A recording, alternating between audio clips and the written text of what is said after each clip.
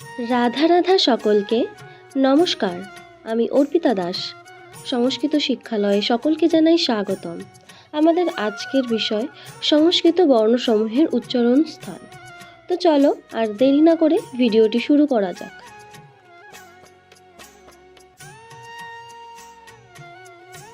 শুরুতেই আছে আশ্রয় স্থানভাগী বা অযোগবাহ বর্ণ।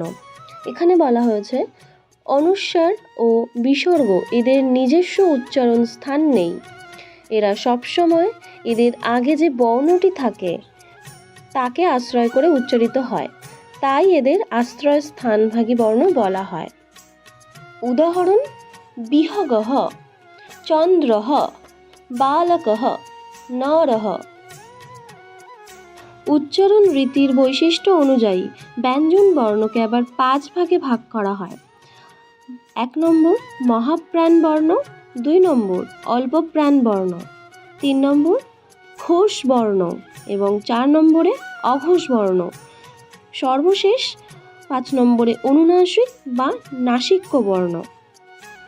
প্রথমেই অল্পপ্রাণ বর্ণ সম্পর্কে বলবো। এখানে বলা হয়েছে বর্গের প্রথম, তৃতীয়, পঞ্চম বর্ণ এবং অন্তর্জ র, ল, ব এই সমস্ত বর্ণসমূহের উচ্চারণ কম দীর্ঘ হয়, অর্থাৎ ফুসফুস তাড়িত বাতাস কম প্রবাহিত হয়। এছাড়া বলা যেতে পারে এই সমস্ত বর্ণ উচ্চারণ করতে শ্বাসবায়ুর কম প্রয়োজন হয়। এই সমস্ত বর্ণগুলিকে তাই অল্পপ্রাণ বর্ণ বলা হয়েছে। উদাহরণ যথা ক, গ, চ, বর্গীয় জ, ট।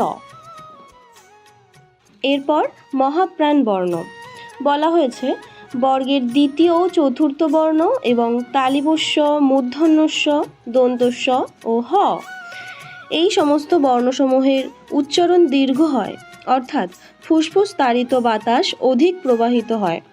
অথবা বলা যেতে পারে যে সমস্ত বর্ণ উচ্চারণ করতে গেলে শ্বাসবায়ুর প্রয়োজন বেশি হয় তাকে মহাপ্রাণ বর্ণ বলা হয়।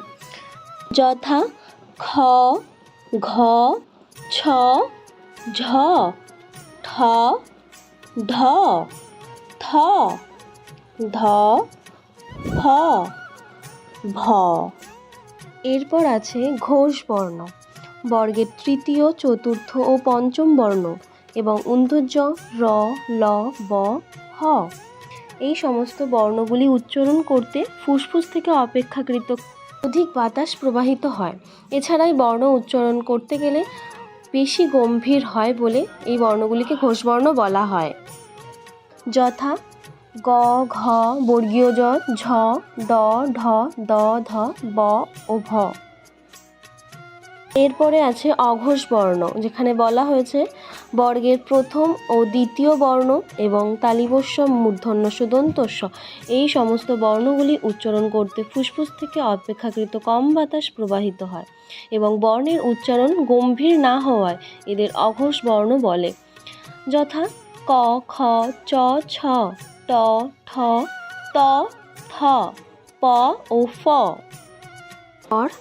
বর্ণ সংযোগ বানান বলা হয়েছে ব্যঞ্জন বর্ণে স্বরবর্ণ যুক্ত হলে তাকে বানান বলে।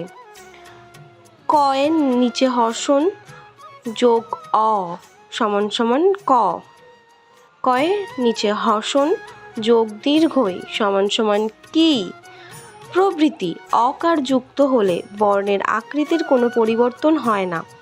কেবল অকার যুক্ত ব্যঞ্জন বর্ণের হসন্ত চিহ্নটি লুপ্ত হয়। পরবর্তীতে আছে সংযুক্ত বর্ণ। 2 বা তার অধিক ব্যঞ্জন বর্ণ একত্রে যুক্ত হলে তাদের সংযুক্ত বর্ণ বলা হয়। যেমন আমরা ক্ষীয়কে পেয়েছি ক ও মূর্ধন্যস্বয়ের মিশ্রণে, তেমনি কয় তয় টিও যুক্ত হয়ে আছে, সেটি আমরা পেয়েছি ক ও তয়ের মিশ্রণে। আজ ভিডিওটি এখানেই শেষ করছি। দেখা হচ্ছে পরের ভিডিওতে। ভিডিওটি যদি ভালো লেগে থাকে অবশ্যই সাবস্ক্রাইব করে দেবে, লাইক ও কমেন্ট করতে ভুলবে না এবং নিয়মিত নোটিফিকেশান পাওয়ার জন্য নিচে থাকা বেল আইকনটি অবশ্যই ক্লিক করবেন। নমস্কার, ভালো থাকবেন। দেখা হচ্ছে পরের ভিডিওতে।